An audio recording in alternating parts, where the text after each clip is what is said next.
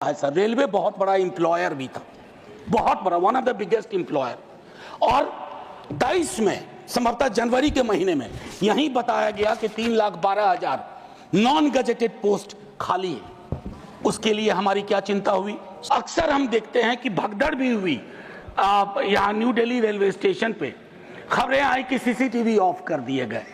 हमें चिंता इस बात की होती है कि लोग ना जान जाए, बगैर इसके कि किस प्रकार हम इस तरह की चीजों को करें। अंत में श्री मनोज कुमार जी झा, 5 मिनट्स। जी शुक्रिया माननीय वाइस चेयरमैन साहब। माननीय मंत्री जी हैं, पटरी वाले भी हैं, आसमान वाले भी हैं और दोनों को फ्यूल देने वाले भी हैं। 3 महत्वपूर्ण महकमा हमारे समक्ष हाजिर है। Sir, railway amendment bill pay चर्चा हो रही है, लेकिन आमतौर पे मैं देख रहा हूं कि रेलवे को लेकर के जो सार्वभौमिक चिंता है वो बिल से ज़्यादा व्यक्त हो रही है। तो मैं 2-4 चीज़ें उसमें, माननीय उपसभापति जी, सबसे पहले तो हमें ये जानना होगा कि भारतीय रेल की हमारी अवधारणा क्या है। मैं 3 फिल्में ले रहा हूँ।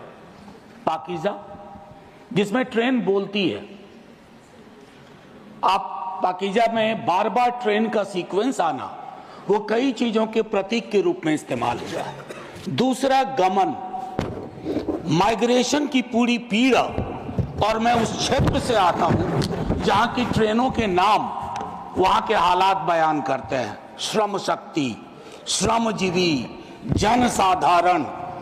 वंदे भारत अभी तक हमारी किस्मत में आया नहीं है। मैं कुछ बातें, माननीय उपसभापति महोदय, और एक फिल्म है कुली, उसके भी क्या निहितार्थ थे हम सब वाकिफ हैं। तो भारतीय रेल के साथ कम से कम इस सदन में कई लोग ऐसे होंगे जिनके जीवन के उतार चढ़ाव के साथ भारतीय रेल का ताल्लुक रहा है। मैं उनमें से एक हूं।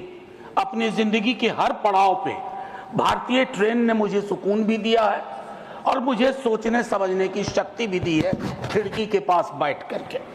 माननीय उपसभापति महोदय, ये कोइंसिडेंस नहीं है कि आज मैं सुबह बाहर अपने घर के खड़ा था, कुली मोर्चा के साथी आए और उन्होंने अपनी चिंताएं मेरे समक्ष कही। हम सब ने कुंभ का बहुत जिक्र किया। प्रयागराज स्टेशन पे जो पारंपरिक रूप से काम करने वाले कुली थे, उनको दरकिनार करके आउटसोर्सिंग की गई। पूरा दस्तावेज है सर, सौंप भी दूंगा। कुलियों को लेकर के मेरे पास इसलिए भी संभवतः आए होंगे क्योंकि लालू जी के कार्यकाल में कुली वर्ग को जो सुविधाएं दी गई वो महत्वपूर्ण है, याद करना। बाकी नव उदारवाद ने कई प्रस्थापनाएं बदल दी हैं। लोकल फॉर वोकल की हम बात करते हैं, कुल्हड़ को हमने आखिरी सलाम करके किनारे कर दिया। कुछ चीजें जो मैं कहना चाहूंगा, मैं माननीय मंत्री जी से कहूंगा, do we really require 100% electrification? क्या ये हमारे लिए सबसे बड़ी प्राथमिकता हो? उस रूट पे भी इलेक्ट्रिफिकेशन जहां दिन में सिर्फ एक गाड़ी चलती है यहां से वहां, और मढ़ौरा में जो डीजल इंजन बन रहा है जिसकी कोडल लाइफ 30 ईयर्स, उसका क्या होगा? अभी भी मढ़ौरा में निर्माण हो रहा है। माननीय मंत्री जी से ब्यूटिफिकेशन पे बहुत खर्च हुआ, अच्छा लगता है, लेकिन एंड यूजर को क्या हासिल हो रहा है खूबसूरत चमचमाती स्टेशन से? क्योंकि मैं देख रहा हूं सर, प्रीमियम ट्रेनों पे जो प्रीमियम है सरकार का वो बाकी ट्रेनों को नहीं है सर। हाल में मैं तमिलनाडु एक्सप्रेस से गया था। माननीय मंत्री जी से मैंने एक दिन लाइटर वेन में आग्रह किया था कि आप अपना प्रशासनिक अमला लेके विजिट मत करो, वेश बदल करके उन ट्रेनों में जाइए। श्रमजीवी, श्रम शक्ति, टीएन एक्सप्रेस, कोई आपको पहचाने नहीं कि आप अश्वनी वैष्णव है, तो आपको फर्क पता चलेगा। माननीय मंत्री जी, IRMS बनाया लेकिन उसमें 8 सर्विस और जोड़ दी। क्या हासिल हुआ भाई? पुनर्विचार करिए, कुछ फैसले अगर बदलने पड़े। अब इसमें 8 नई सेवाएं हैं। 4 वर्षों से चल रहे सर्विस निगोशिएशन का कुछ हासिलात नहीं हुआ। मेरा मानना है कि पहले का जो रेलवे का था कि 5 बोर्ड मेंबर्स बोर्ड में जो अपना अपना डोमेन नॉलेज लेके आए, उनको उसको बहाल किया जाए। मैनुअल कपलिंग अभी भी क्यों हो रही है कोचेज एंड वैगन्स में, जिससे मौत की आशंकाएं रहती हैं? क्या हम इस परिपाटी को खत्म नहीं कर सकते? हम तो खैर क्या कहूं, शिकायत भी नहीं कर सकता। सीवेज में उतर के मरने वाले के लिए आज तक सिवाय आंकड़ों में जोड़ने के हमने कुछ नहीं किया।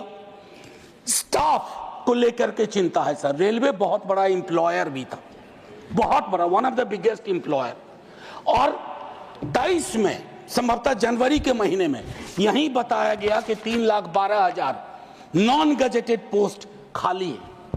उसके लिए हमारी क्या चिंता हुई? बस 30 सेकंड और दे दीजिए जी, बस 30 सेकंड।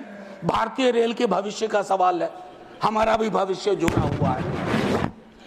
और सेफ्टी को लेकर के मेरे कई साथी बोल चुके हैं, मैं उस पर टिप्पणी इसे पे इतना करना चाहता हूं कि जब कवच की चर्चा हुई, हमने बहुत सारे विजुअल्स देखे, बहुत तरह की बातें देखी, लेकिन उसके बावजूद अगर इस प्रकार की दुर्घटनाएं होती हैं, जैसे उसके लिए एक अकाउंटेबिलिटी मैकेनिज्म, अक्सर हम देखते हैं कि भगदड़ भी हुई यहाँ न्यू दिल्ली रेलवे स्टेशन पे, खबरें आई कि सीसीटीवी ऑफ कर दिए गए। हमें चिंता इस बात की होती है कि लोग ना जान जाए, बस बगैर इसके कि किस प्रकार हम इस तरह की चीजों को करें। अंत में आखिर मैं आपसे आग्रह करूंगा सर, भारतीय रेल इस देश के मन में रची बसी हुई है, उसको इतना आसमानी ना बना दिया जाए कि हमें अपने हाथ से दूर जाती दिखे। वंदे भारत से कोई विरोध नहीं सर, बहुत चलाइए वंदे भारत, लेकिन जो आपकी पुरानी ट्रेन थी जिसमें 80% आबादी आज भी सफर करती है, उन ट्रेनों की क्या हालत है उस पर भी विचार करें। शुक्रिया सर, जय हिंद। श्री सुभाषिष खुंटिया।